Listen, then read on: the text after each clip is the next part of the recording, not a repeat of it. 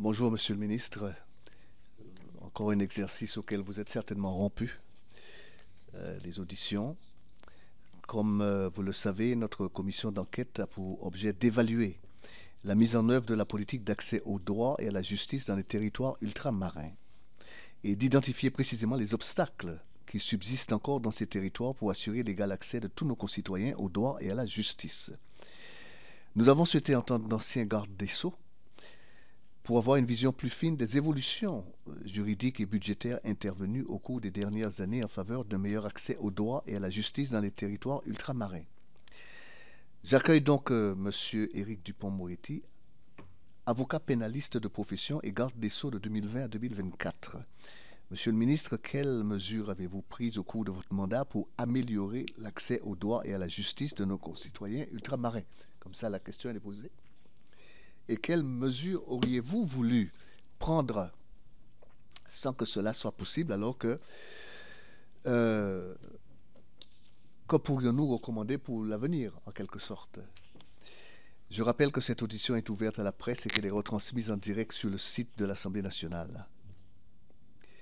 Avant de vous laisser la parole et d'entamer nos échanges pendant environ 1 heure, je vous rappelle que l'article 6 de l'ordonnance du 17 novembre 1958 relative au fonctionnement des assemblées parlementaires impose aux personnes entendues par une commission d'enquête de prêter serment, de dire la vérité, toute la vérité, rien que la vérité. Je vous invite donc à lever la main droite et à dire « je le jure » après avoir activé votre micro. Je le jure. Très bien, merci beaucoup, Monsieur le Ministre. Vous avez la parole. Alors, d'abord, je suis ravi de vous retrouver. C'est une parenthèse que j'ouvre et que je referme très très vite, mais enfin, pourquoi ne pas le dire, parce que c'est vrai. J'ai quitté, et vous l'avez rappelé, le ministère de la Justice en septembre 2024. C'est avec grand plaisir que je suis ici. C'est un honneur pour moi. Mais la mémoire, évidemment, n'est pas aussi vive qu'il y a de cela 1 an. Et vous imaginez bien que j'aurai peut-être quelques difficultés quand on va rentrer dans les précisions chiffrées. Alors, j'ai gardé, et c'est peut-être le hasard des choses d'ailleurs, dans mon téléphone, quelques documents que j'avais à l'époque communiqués à toutes les cours d'appel, métro et ultramarine, sur les recrutements. Ce qui me permet de répondre à la première question que vous avez posée dans l'exposé sommaire des faits et des raisons pour lesquelles je suis ici, c'est-à-dire les recrutements. La justice ultramarine, elle est confrontée à un certain nombre de vraies difficultés, tenant d'abord à son éloignement, évidemment. Éloignement des centres de formation professionnelle, en particulier École nationale de la magistrature, possibilité de suivre une formation continue. La question se pose également pour le barreau, bien sûr. Et toutes ces questions, on peut les résumer en un mot, en une expression, c'est l'attractivité. Et on a de vrais problèmes d'attractivité. Et lorsque j'étais garde des Sceaux, d'abord j'ai fait le tour de nos territoires. Je suis allé à la rencontre des personnels politiques, mais également, bien sûr, des magistrats, des greffiers. Et j'ai mis en place, c'était totalement novateur, des brigades qui permettaient, dans l'urgence, d'aller chercher des magistrats qui étaient d'ores et déjà en poste, qui avaient évidemment le diplôme, pour les envoyer pour une durée de 6 mois dans les territoires ultramarins, sans distinction évidemment, et au gré des besoins qui se révélaient. Même chose pour les greffiers. Et on avait eu un véritable choc lorsque je m'étais rendu à Mayotte. Un greffier qui était originaire du nord de la France d'ailleurs avait fait une tentative de suicide. Et ça avait créé dans le service d'abord une émotion humaine que l'on peut entendre, mais aussi nous avions à ce moment-là la certitude que tout était particulièrement précaire, voyez-vous. Mayotte parle de questions d'attractivité. Alors il y a l'éloignement, tout ça, vous le savez, je peux dire bien mieux que moi, mais pour les jeunes magistrats, par exemple, à Mayotte, vous n'avez pas un théâtre, vous n'avez pas un cinéma. Et nous avions mis en place un système qui permettait aux jeunes magistrats d'aller de temps en temps sur l'île de la Réunion. Pour faire ce que font tous les jeunes, enfin de se distraire. Compliqué d'avoir... on est magistrat à 25 ans, 26 ans, compliqué d'avoir 25-26 ans à Mayotte et de n'avoir aucun loisir. Rien. Donc ça fait partie des choses évidemment qui nous sont apparues comme une urgence absolue. Alors ces brigades, elles ont bien fonctionné. Et j'avais une petite difficulté parce que au début on ne savait pas du tout où on allait, mais on s'est rendu compte que beaucoup de jeunes magistrats appartenant à tel ou tel tribunal judiciaire souhaitaient partir ensemble. Ce qui avait pour effet de dépouiller les juridictions, parce que 4 ou 5 magistrats disent « mais nous on veut partir ». Mais en général ils se connaissaient et ils avaient des relations humaines de camaraderie. On dit « non, c'est pas possible parce que vous allez on va pas habiller Paul en déshabillant Jacques ». Donc ça, c'était une des difficultés que la DSJ a, je dois le dire, parfaitement gérée. Donc on a eu, bien sûr, ces brigades un peu partout. Je vais vous... Mais pour autant, évidemment, les choses ne sont pas réglées. La grande difficulté, les grandes difficultés, parce qu'elles sont plurielles, c'est la formation continue. Ici, un avocat est soumis, vous le savez, à une formation continue durant toute sa carrière. Magistrat, exactement la même chose. Il y a l'École nationale de la magistrature à Bordeaux, une école nationale ici à Paris. Il y a des stages qui peuvent être prévus, un tas de choses. Là, c'est très compliqué. Très, très compliqué. Très difficile. Ça, je l'avoue, on n'a pas réglé. Vous avez aussi des problèmes... ils ont été évoqués tout à l'heure. J'ai assisté pour partie à l'audition du préfet de Nouvelle-Calédonie. Il y a la question du droit coutumier, évidemment. On est là sur des équilibres qui sont à la fois indispensables, mais qui sont précaires, fragiles. Il ne faut évidemment offenser personne. Il faut prendre en compte cette justice coutumière. Et puis on a aussi des problèmes linguistiques très importants, notamment dans le souvenir que j'en ai sur l'île de la Réunion, à Mayotte, mais également en Guyane. On a ces difficultés. Alors j'ai essayé de reconstituer un peu les choses qui ont été mises en place en termes de personnel, et on va le faire cour d'appel par cour d'appel. Avec cette précision que la cour d'appel n'est pas la juridiction de la cour d'appel, mais la cour d'appel, l'ensemble du ressort, c'est-à-dire cour d'appel et tribunaux judiciaires au pluriel quand ils sont évidemment plusieurs. Alors on va commencer par Basse-Terre.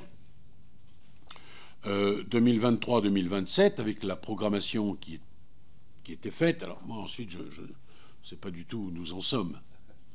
Pardon de vous le dire. Et j'espère que la loi de programmation sera totalement respectée. Moi d'ailleurs j'ai dit, je le redis ici, que je n'aurais pas, même si on me l'avait demandé, continué d'être garde des Sceaux, dans la mesure où je m'étais engagé sur la base de la loi de programmation. J'avais quelques doutes sur son respect à la lettre, si j'ose dire, et je ne me voyais pas devant mon écosystème dire ce que je vous ai dit, je ne pourrais pas le mettre en œuvre. Mais 2023-2027, voilà ce que nous avions pour Basse-Terre. 32 postes supplémentaires. 13 magistrats, au moins 13 magistrats, 10 greffiers, 9 attachés de justice. Alors, les attachés de justice, c'est évidemment, non pas une création de ma part lorsque j'étais garde des Sceaux, mais on a considérablement renforcé ces attachés de justice, que l'on a appelés d'ailleurs des sucres rapides. Alors, eux-mêmes n'ont pas aimé cette terminologie de diabétologue, si j'ose dire. Ils ont un peu regimbé. Mais ça avait à la fois le sens de l'urgence et de l'impérieuse nécessité d'envoyer très très vite. Vous vous souvenez qu'il il y avait d'abord 1000 de ces sucres rapides qui avaient été envoyés dans les juridictions civiles et 1000 ensuite dans les... ou l'inverse, 1000 dans les parquets et 1000 dans les juridictions ensuite du siège. Parce que les juges du siège nous disaient, mais enfin c'est gentil, mais il n'y a pas que le parquet. Donc au total, 2000, qui ont été ensuite CDisés, pérennisés. Donc voilà pour Basse-Terre. Plus 13 magistrats, 10 greffiers, 9 attachés de justice. Cayenne, j'y reviendrai parce qu'il y a des choses qui ont été faites au-delà des personnels, parce qu'il y a évidemment la construction pénitentiaire, il y a centre éducatif fermé, et je vais récapituler ça dans un deuxième temps. Mais pour Cayenne, on a 47 postes supplémentaires, 19 magistrats, 18 greffiers, 10 attachés de justice. Et ça, je l'ai annoncé lorsque j'ai fait le déplacement, vous étiez présent d'ailleurs. Nous avons également annoncé un contrôle renforcé à l'aéroport parce qu'il y avait le problème récurrent des mules, bien sûr. Et puis je reviendrai sur la construction pénitentiaire. S'agissant de Fort-de-France. Alors, Fort-de-France, nous avons... Pardon de me référer à mes notes, que j'ai pu sauver d'ailleurs, parce que sinon je serais resté quoi. C'est 26 postes supplémentaires, 11 magistrats, 6 greffiers, 9 attachés de justice. Nouméa, c'est 14 postes supplémentaires, 6 magistrats, 2 greffiers, 6 attachés de justice. Et enfin, Saint-Denis de La Réunion, 45 postes, 15 magistrats, 17 greffiers, 13 attachés de justice. En Guadeloupe, j'ai annoncé, outre ces renforts, une maison d'arrêt. 2 opérations immobilières en réalité ont été entamées, une à la maison d'arrêt de Basse-Terre et le centre pénitentiaire de Baie-Mahault. Ça permet à la fois d'augmenter leur capacité. Bien sûr, on est passé d'une capacité de 630 à 1000 places de prison, tout en modernisant les conditions de détention. C'était absolument nécessaire, absolument indispensable. Bon. Je suis allé par ailleurs en Guadeloupe soutenir les acteurs de la réinsertion, de l'accompagnement des personnes placées sous main de justice, au centre éducatif fermé de Port-Louis. J'ai eu évidemment des échanges avec l'ensemble des élus du territoire. En Martinique, alors j'ai annoncé que je donnais suite à des demandes formulées par le président Letchimy que j'ai reçu place Vendôme, à savoir les renforts en personnel.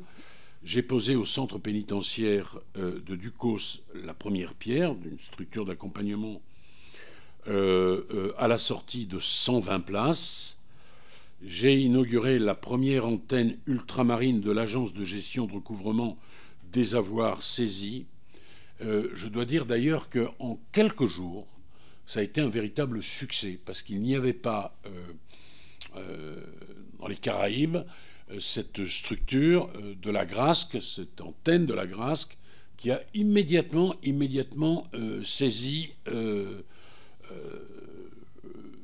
des avoirs criminels, dont vous savez par ailleurs que, grâce à une initiative parlementaire, le député Warsmann, nous avons fait voter un certain nombre de textes permettant notamment la redistribution des avoirs criminels saisis au profit d'associations caritatives. Je pense en particulier à des immeubles, et j'ai plus le souvenir en tête, mais je sais que nous avons redistribué un certain nombre d'objets saisis, des objets immobiliers, des biens immobiliers.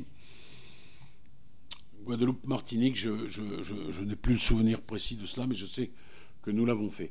Je suis allé également rencontrer les autorités surinamiennes pour créer un certain nombre d'échanges absolument indispensables, puisque nous savons que les Caraïbes sont...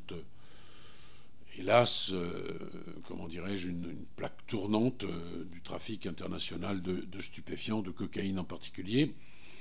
Et je voulais mettre en place à Sainte-Lucie un magistrat de liaison. Je ne sais pas comment les choses ont évolué depuis.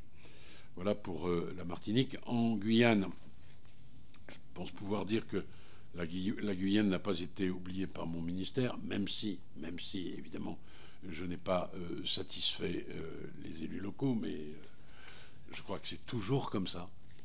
Et ça, monsieur le député Riemann, vous pourrez me le concéder. On a lancé un projet ultramarin qui était le plus ambitieux du plan 15 000, Saint-Laurent-du-Maroni, 500 places de prison. Bon, j'ai entendu un certain nombre de choses ultérieurement sur cet établissement pénitentiaire qui serait dans la jungle. Je n'ai pas goûté à ces choses. Je le dis très librement, car cela appartenait au plan 15 000, en réalité. Mais, bref, je ne vais pas épiloguer. Il y a eu les opérations 100% contrôle, nous en avons déjà parlé. Délinquance des mineurs a été prise par mon ministère, en l'occurrence là, sur ce territoire, de façon très sérieuse. Et il y a plus de 1000 mineurs délinquants, je vous donne les chiffres de l'époque, qui étaient suivis par la PJJ et par le centre éducatif fermé en particulier de Montsinéry, qui devait ouvrir. Je pense qu'il a ouvert maintenant. Vous me l'aviez réclamé, j'allais dire à corps et à cri, et nous l'avons fait. Voilà ce que je peux vous dire. Je pense que les questions que vous me poserez réactiveront ma mémoire. Et Monsieur le Président, je vous écoute et je répondrai de bonne foi à toutes les questions qui vous taraudent encore. Je ne doute pas de votre bonne foi, Monsieur le Ministre, jamais. Non, la question que nous nous posons, elle est liée au fait qu'en réalité, les Outre-mer sont d'une grande diversité. Il n'y a pas un Outre-mer, il y a les Outre-mer, et c'est extrêmement varié d'un endroit à l'autre. Et donc, se pose la question de l'adaptation du système judiciaire à ces réalités diverses et variées. Nous avons appris, par exemple, qu'en Polynésie existe des juges qui se déplacent dans des îles lointaines et qui peuvent recevoir des requêtes orales qu'elles organisent ensuite dans un dossier. Nous savons qu'il existe, donc vous l'avez indiqué vous-même, des assesseurs coutumiers qui sont prévus par la loi, mais c'est une adaptation de la loi à des réalités de ces endroits-là. En matière d'accès au droit, il y a eu en Guyane, mais une interruption en cours, les pirogues du droit sur le fleuve. Ou alors ailleurs. Ça fonctionnait, pardonnez-moi, Monsieur le Président, ça fonctionnait quand j'étais ministre. Vous me dites qu'il y a une interruption, ça, mais les avocats. Faute voilà. de budget. D'accord. Voilà, et puis les caravanes du droit, toutes sortes de dispositifs qui s'adaptent aux réalités diverses et variées. Donc la question générale que je peux vous poser, ne pensez-vous pas qu'il soit indispensable en réalité de prévoir une meilleure adaptation, parce qu'il y a d'une part les distances géographiques, mais il y a également les distances culturelles qui se manifestent souvent par les différences de langue. Comment est-ce qu'on peut mieux adapter la justice avec un grand J aux réalités qui sont parfois extrêmes comparativement à la réalité ordinaire hexagonale? J'ai beaucoup de mal à répondre à cette question. En réalité, moi, les alertes que j'ai eues, elles sont de deux ordres. Les magistrats, quand je les ai rencontrés, les magistrats, les greffiers, les avocats, qui m'ont dit, ben voilà, là ça va pas, il nous manque du personnel, il nous manque ci, il nous manque ça, voilà. Ce que nous avons essayé de régler, mais j'ai bien conscience que ça ne règle pas tout par ces brigades, par un certain nombre de compensations indemnitaires notamment, parce que la question de l'attractivité, elle se pose évidemment et de façon récurrente.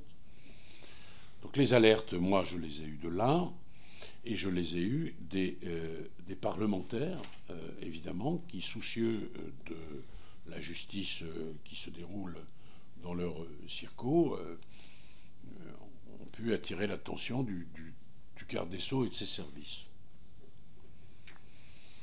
Est-ce qu'il faut mettre en place, peut-être, une direction au ministère de la Justice spécifiquement dédiée aux territoires ultramarins?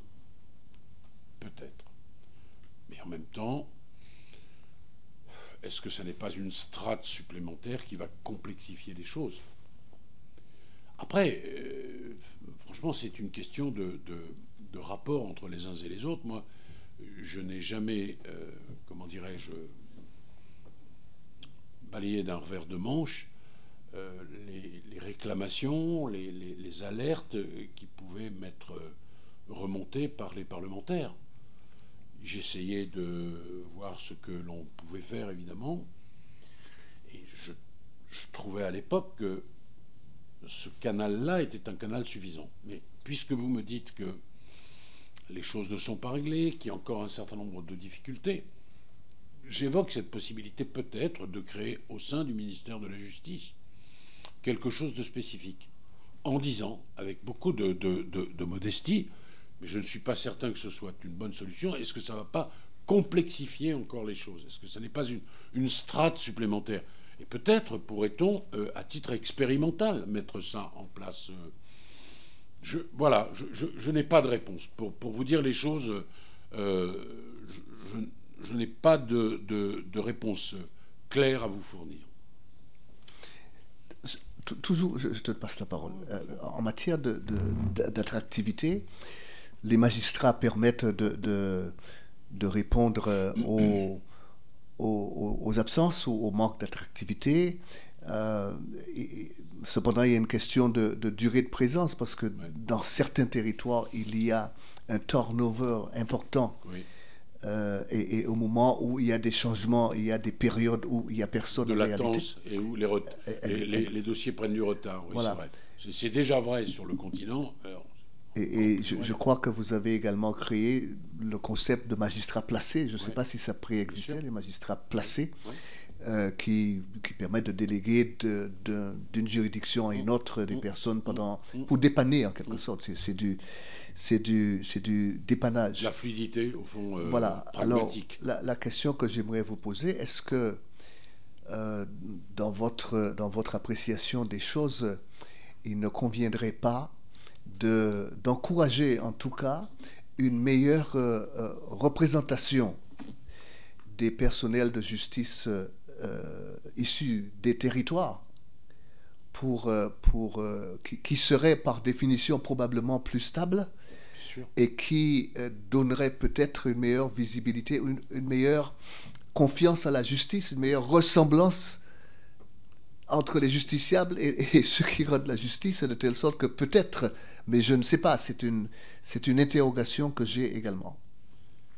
Moi, je suis absolument convaincu que l'une des questions, la question de l'attractivité peut se résoudre par davantage de magistrats guadeloupéens en Guadeloupe, martiniquais en Martinique, guyanais en Guyane, et évidemment. Mais la difficulté aussi, c'est la formation, parce que vous dites, Monsieur le Président, et vous avez évidemment raison, il n'y a pas un territoire ultramarin. Bon. Et alors, par exemple, créer une école nationale de la magistrature ultramarine, ça n'aurait pas de sens. Non. Où est-ce qu'on la met? À Saint-Denis, on la met à Mayotte, on la met. Mais, ouais, donc il faudrait créer autant d'antennes qu'il y a de territoires ultramarins. Ça coûterait, je crois, une fortune. Il faudrait trouver les enseignants. Et voilà les difficultés auxquelles on est confronté. Oui, bien sûr que si des étudiants guadeloupéens, martiniquais, mahorais, peu importe, se destinent vers ces métiers, la magistrature, le greffe, ça nous règle pour partie cette question de l'attractivité. Oui, et c'est peut-être là qu'il faut travailler. Parce que le concept de juge placé, c'est très intéressant. Les brigades, c'est intéressant. Mais vous avez bien compris qu'on est là dans de l'urgence. On n'est pas dans quelque chose de pérenne. C'est ça la difficulté. Et vous ne pouvez pas imposer à un magistrat, je le prends de Bordeaux et je l'emmène par la peau du cou dans un territoire qui est à des milliers de kilomètres de chez lui. Voilà. On retrouve d'ailleurs le même problème avec les agents pénitentiaires, qui, eux, quittent leur île, se retrouvent dans le froid parisien, dans les grandes maisons d'arrêt ou les établissements pénitentiaires de peine, compliqué aussi pour eux. En termes d'attractivité, bon. Mais les choses sont un peu différentes. Oui, vous avez raison. Alors ensuite, vous dites, Monsieur le Président, l'acceptabilité. Est-ce que la justice est mieux acceptée par les Guadeloupéens si elle est rendue par un Guadeloupéen? Peut-être, mais c'est dommage. Non mais si on dit les vraies choses, puis là on se dit les vraies choses, bah oui, évidemment, bien sûr, ça tombe sous le sens, mais c'est quand même un peu dommage. Même un peu dommage, ouais, bon. Hein?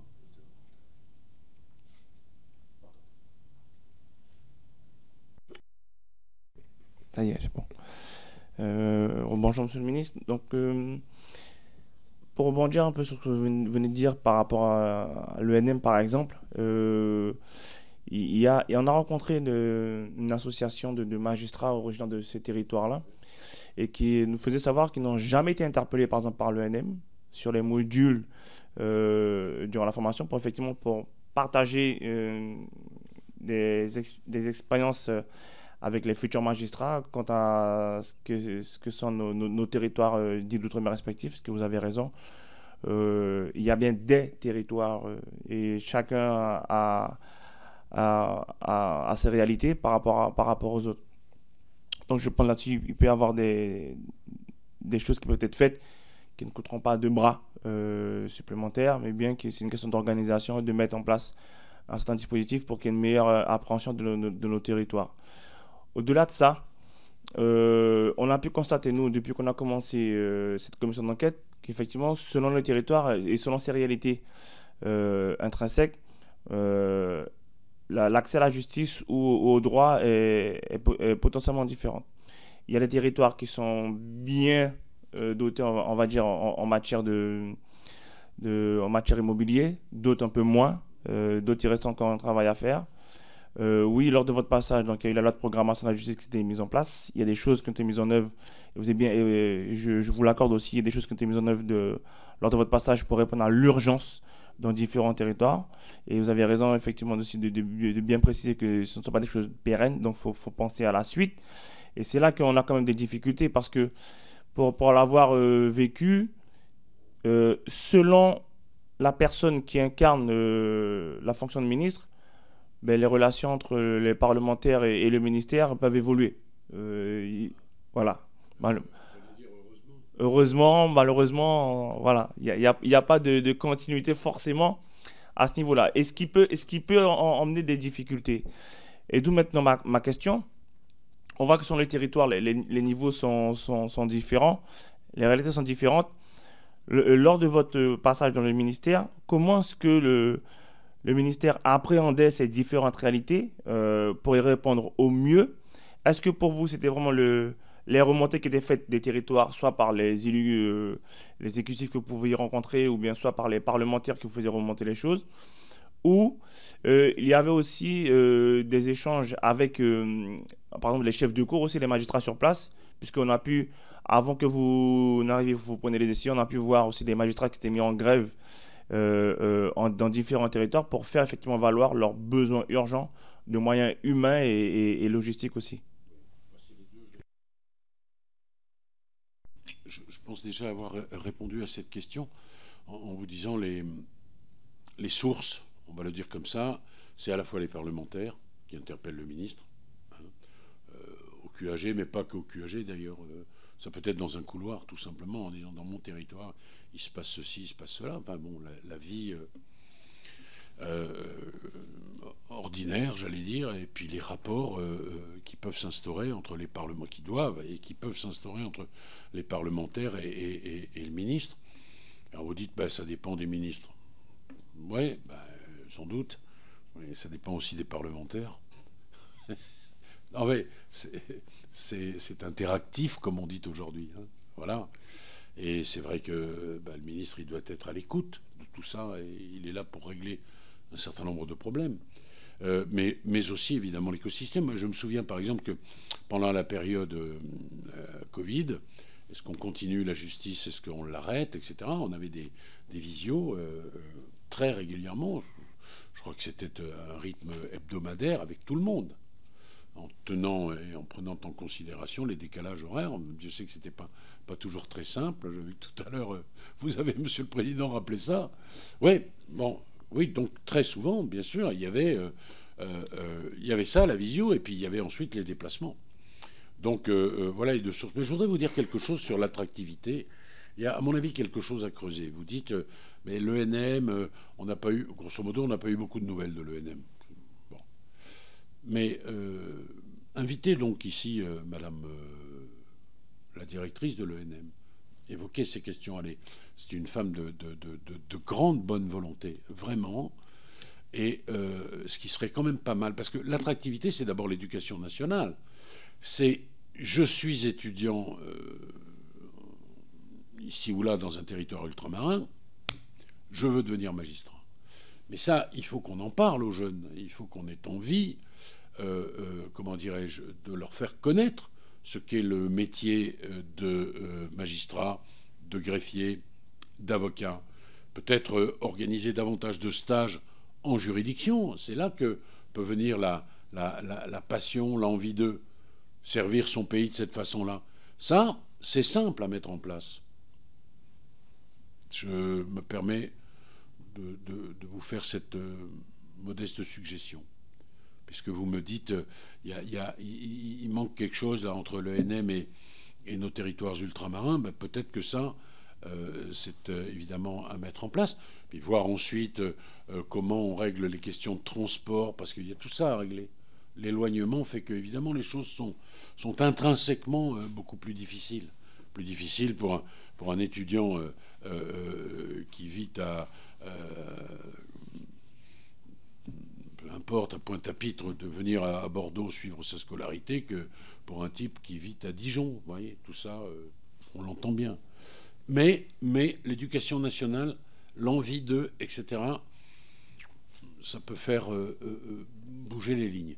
Et si on a effectivement davantage de magistrats, davantage de greffiers issus du territoire en question, ces questions d'attractivité, je ne dis pas qu'elles disparaissent, mais elles sont moins prégnantes, évidemment.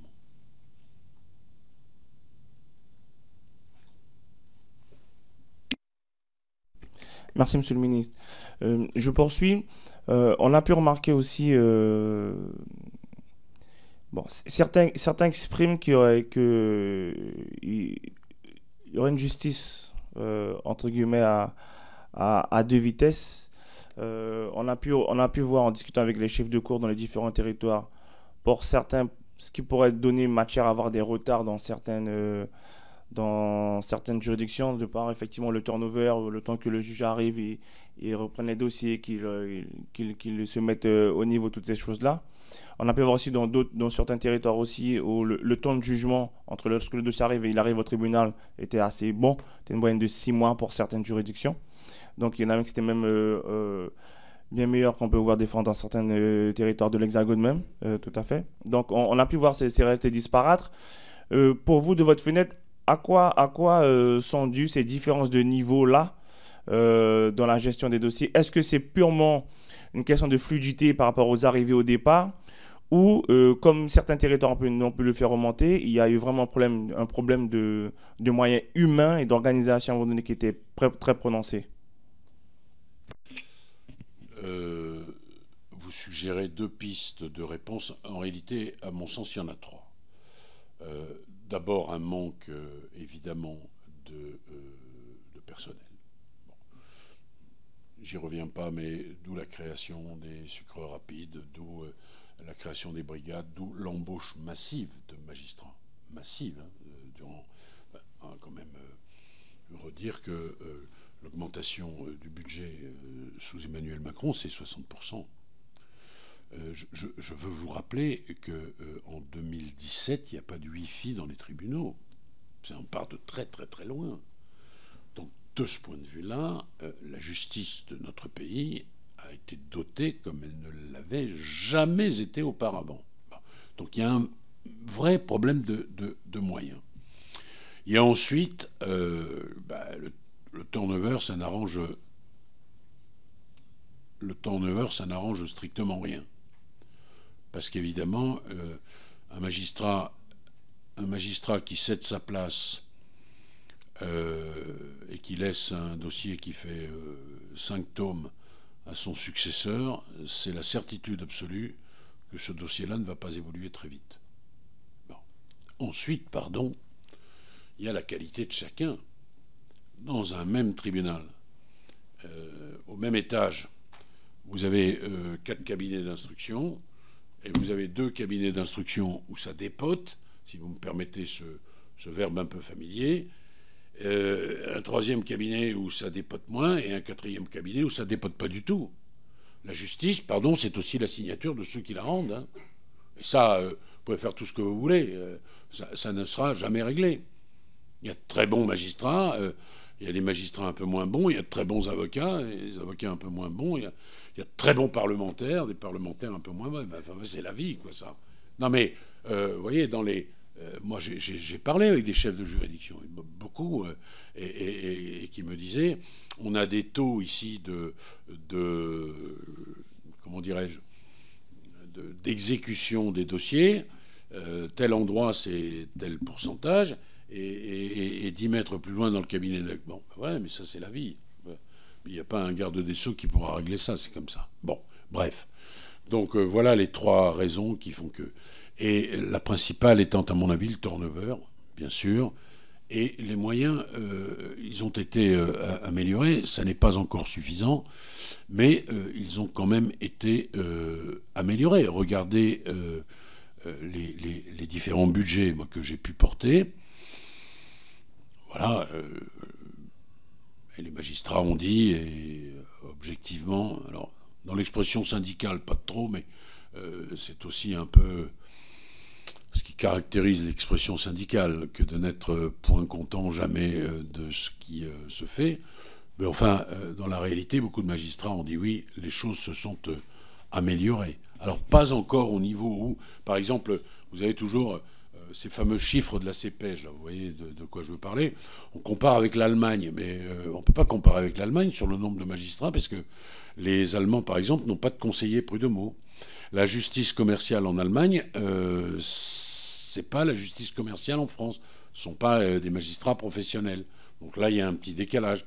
Et puis la CPEJ a toujours 2 ans de retard. Alors on compare, on dit non, mais c'est pas la même chose. C'est vrai que tout n'a pas été fait. Mais quelques améliorations ont été apportées tout de même.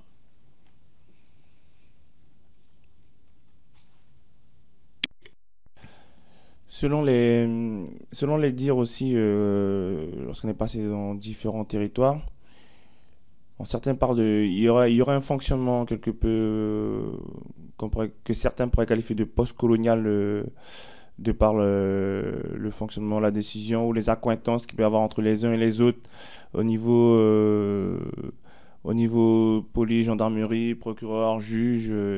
Il y aurait des proximités à ce niveau-là qui feraient qu'il y aurait des fois des décisions qu'on pourrait qualifier de partiales. Vous, de votre fenêtre, lorsque vous étiez à ce niveau-là, est-ce que pour vous, c'est un non-sujet? Ou est-ce qu'il pourrait y avoir des interprétations qui pourraient être faites à ce niveau-là, selon certaines affaires en particulier? Mais sinon, pour vous, il n'y a eu aucune remontée de la sorte à votre niveau? On va dire que c'est un non-sujet parce qu'on retrouve ces appréhensions, je vais le formuler comme ça, évidemment, au sein d'une partie de la population qui, quand elle se retrouve face à une décision de justice, la colore de façon, j'allais dire, post-coloniale, pour reprendre votre expression. Hein. Bon. J'ai entendu lors d'une rentrée solennelle à laquelle j'ai assisté, un bâtonnier se plaindre de ce qu'il y avait à ses yeux trop de juges blancs. Bon, c'est son analyse à lui, c'est son expression libre. Moi, à titre personnel, alors donc ça existe le problème, voilà, c'est évoqué par certains, etc. Moi, je n'ai jamais eu connaissance d'une décision qui aurait été fondée sur ces considérations-là. Et si j'avais eu connaissance de cela, je ne l'aurais pas laissé passer. Voilà ce que je peux vous dire. Après, on est dans un vécu qui peut être aussi un vécu subjectif. Et il n'est pas exclu que certains soient animés de mauvais sentiments. Enfin, c'est toujours pareil. Mais moi, officiellement, dans les fonctions qui ont été les miennes, je n'ai pas eu connaissance de ça. Et heureusement. Et heureusement. Je voudrais aborder la question de, non pas de l'accès à la justice ou du fonctionnement de la justice en tant que tel, mais de l'accès au droit. L'accès au droit qui peut se décliner, à mon avis, de deux manières différentes. C'est soit l'accès aux endroits du droit, mais l'accès à ces endroits du droit peut être freiné par les distances, simplement, ou alors l'illettrisme, ou alors l'électronisme peuvent être des freins. Et donc, un des vecteurs de l'accès au droit, c'est les CDAD, parce qu'il s'agit d'essayer aussi, lorsque l'accès aux endroits du droit n'est pas possible, de déplacer le droit vers les justiciables. Et donc le CDAD fait ça, mais aussi le fonctionnement comment on appelle ça, la justice foraine. C'est cela, oui, oui. Quelle est votre réflexion quant à la pertinence de tous ces dispositifs, peut-être qu'ils doivent être améliorés d'ailleurs, pour que le plus grand nombre, ou que tous les citoyens en réalité, aient un égal accès au droit, ou le plus égal possible accès au droit?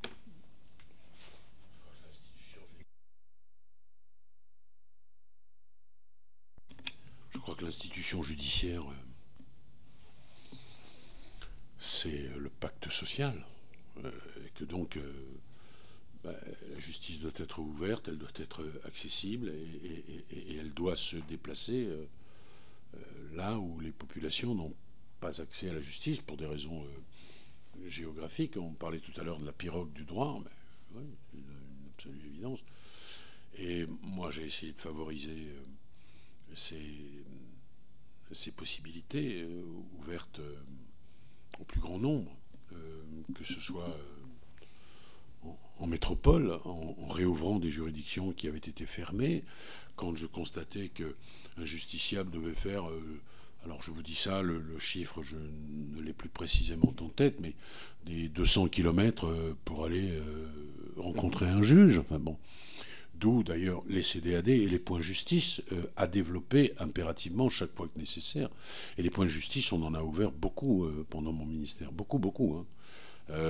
Et ce sont des gens qui sont des permanents et qui donnent les premières indications, comment on dépose une plainte, comment on change une carte grise, et elles sont couplées aux maisons...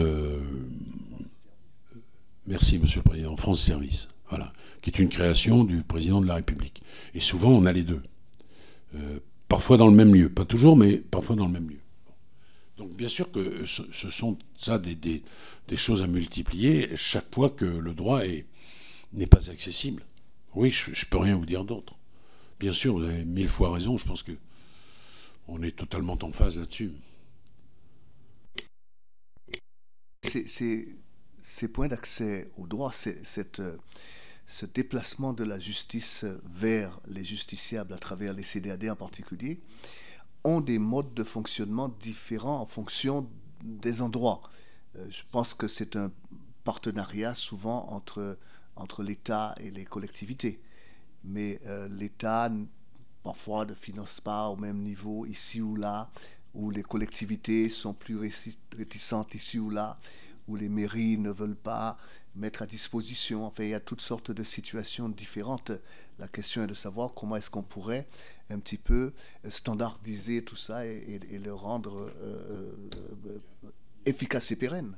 Il y a aussi, Monsieur le Président, vous ne l'avez pas dit, mais ça peut présenter une difficulté, en tous les cas un obstacle, les véhicules. Pour que les magistrats forains, on va les appeler comme ça, avec leurs greffiers forains se déplacent. Et des véhicules, on en a. Beaucoup de véhicules sont confisqués. Et il y a des mécanismes simples aujourd'hui pour réattribuer ces véhicules dans telle ou telle juridiction, par exemple. De la même façon, c'est un peu différent, mais pour réconcilier, au fond, la justice et le citoyen, on a mis en place des conventions. Il faut que je revienne un peu en arrière, pardon. C'est une petite digression, vous me la pardonnerez, j'espère. Quand je suis arrivé au ministère, on m'a parlé d'un certain nombre de bonnes pratiques. Les magistrats, ils ont des idées, ils les mettent en place, mais c'était souvent limité à la juridiction où le magistrat qui avait cette idée travaillait. Exactement. Je dis, mais enfin, pourquoi on n'étend pas cette pratique-là, qui est une pratique magnifique? Et est-ce qu'il faut que le garde des Sceaux prenne à chaque fois une circulaire pour l'étendre à toutes les juridictions?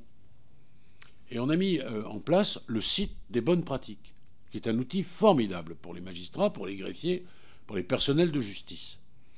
Et parmi les choses qui ont été introduites sur cet outil numérique, il y a la distribution des scellés. Ouais, c'est bête comme chou, hein. Pardon, mais parfois les idées les plus simples sont les meilleures. Il y a des tas de scellés qui dorment dans les tribunaux et dont on ne sait pas quoi faire.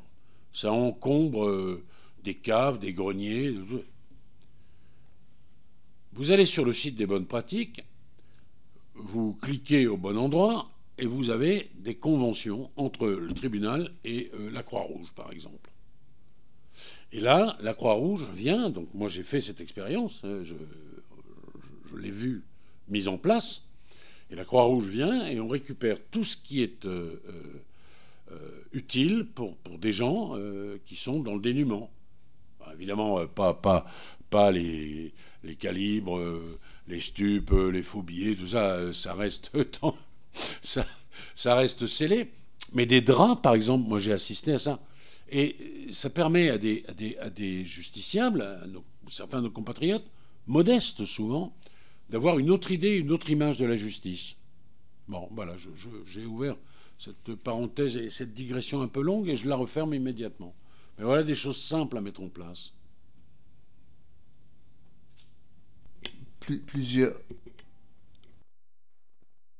Plusieurs avocats, des associations notamment, se plaignent de la qualité du fonctionnement de tout ce dispositif de l'aide juridictionnelle. Et donc, ça aussi, ça freine, si vous voulez, la pratique de la justice, la délivrance de la justice et l'accès à la justice, puisqu'il faut bien un avocat, souvent, pour accompagner un justiciable, et il y a soit une hésitation, soit un refus à cause de ces freins liés au montant, mais aussi au fonctionnement de l'aide juridictionnelle. Vous avez raison, on a, avec les parlementaires évidemment qui ont voté ces textes, considérablement augmenté le montant de l'aide juridictionnelle. Hein, ça n'a pas été oublié dans les différents budgets que j'ai portés. L'AJ a été augmentée de façon substantielle. Sans doute pas suffisamment encore, mais c'est ce qu'on disait tout à l'heure.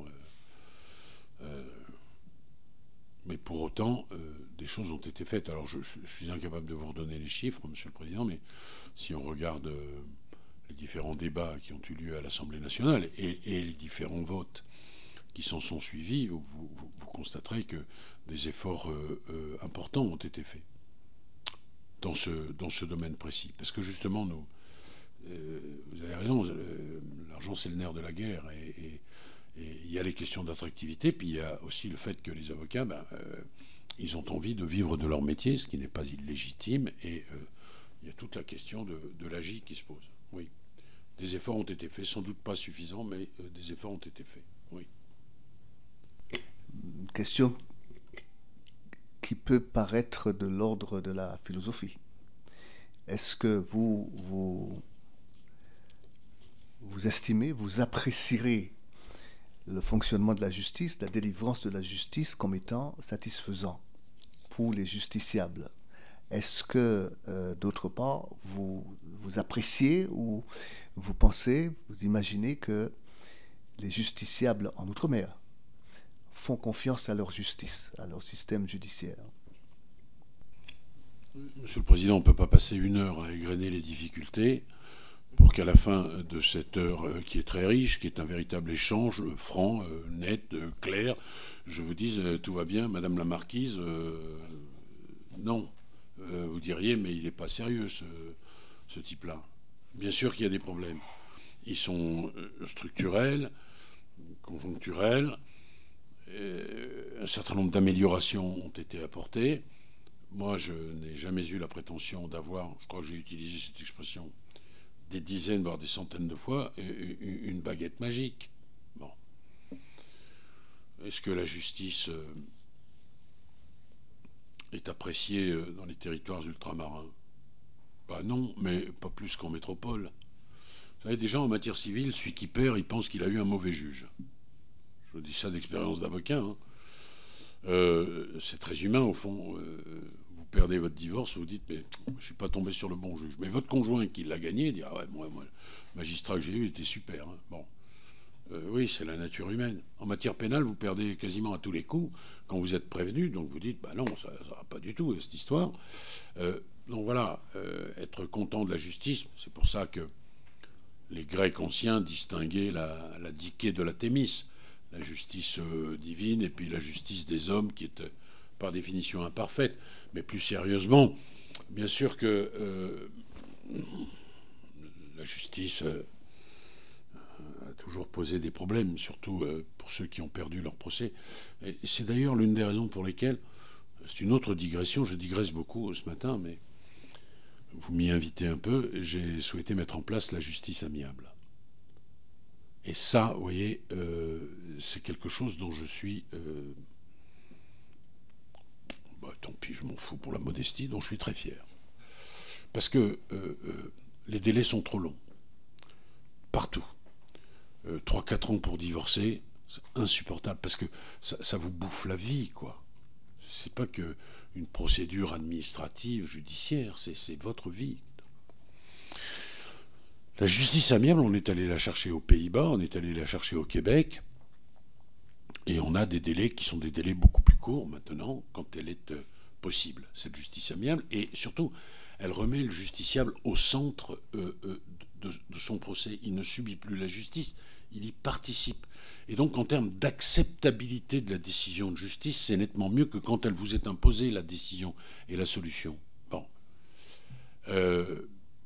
Et d'ailleurs, vous voyez, on peut faire un petit parallèle avec le droit coutumier, qui est aussi un droit de l'amiable d'une certaine façon. Ça ressemble beaucoup à l'amiable, à la discussion, l'échange, voilà. Donc, ça, c'est une des solutions qui, ça ne règle pas tout, mais qui permet de mieux accepter la justice. Voilà. Et là aussi, c'est une idée toute simple, toute bête, bête comme chou. C'est pas conceptuel. Tout le monde entend ce que ça veut dire, la justice amiable. Et dans les territoires ultramarins, la justice amiable, elle a toute sa place. Vraiment.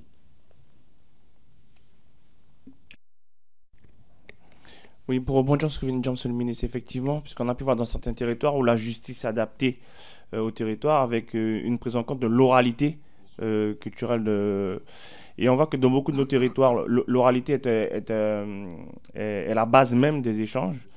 il y avait une juridiction qui était basée beaucoup sur l'oralité, c'était les prud'hommes, qui aujourd'hui, ben, le fait maintenant qu'on ait des juges professionnels à différents niveaux, fait que de plus en plus, on vient sur de l'écrit plus que l'oralité. Donc la chose est en train de s'inverser.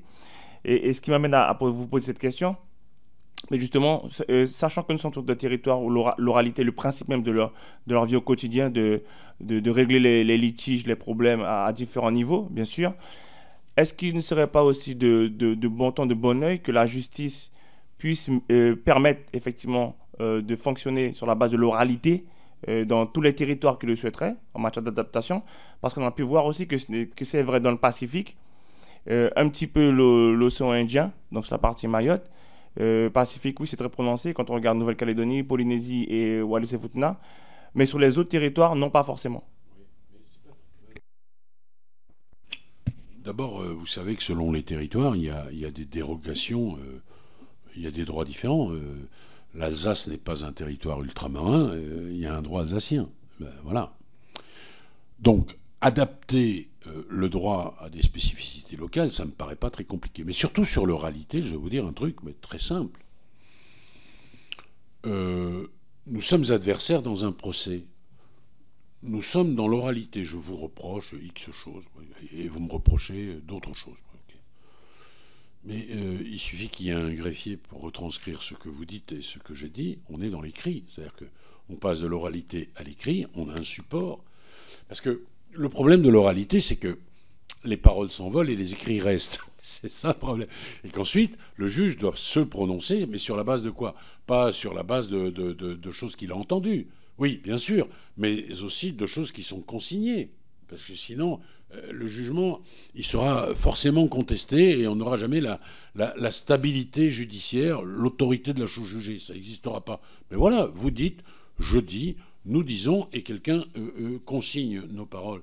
Et ce ne sont plus des paroles verbales, ça devient des paroles verbales, mais écrites. Ben, ça règle la question. Pas très compliqué, ça.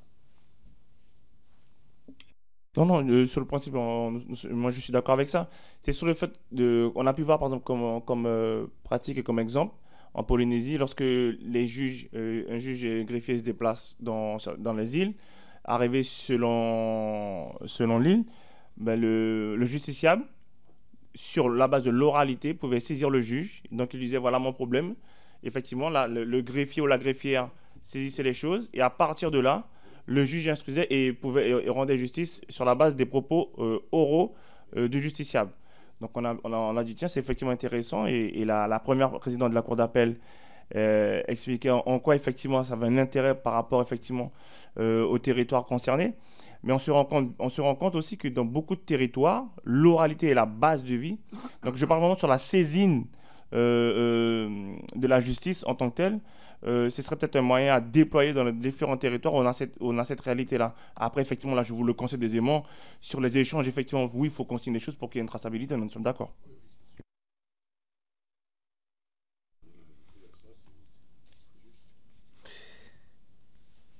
Si vous pouviez apporter une seule amélioration dans le fonctionnement du système judiciaire, à quoi penseriez-vous?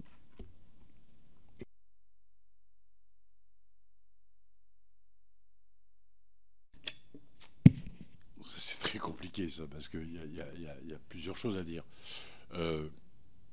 Continuer dans l'augmentation des moyens. Voilà. Une seule chose, vous m'avez dit. Non, mais non, une seule. Non, ça bien sûr, c'est le problème. Et puis, lié à ça, mais on l'a déjà dit, je ne veux pas me répéter une fois encore, mais la question de l'attractivité. Il y a quelques pistes.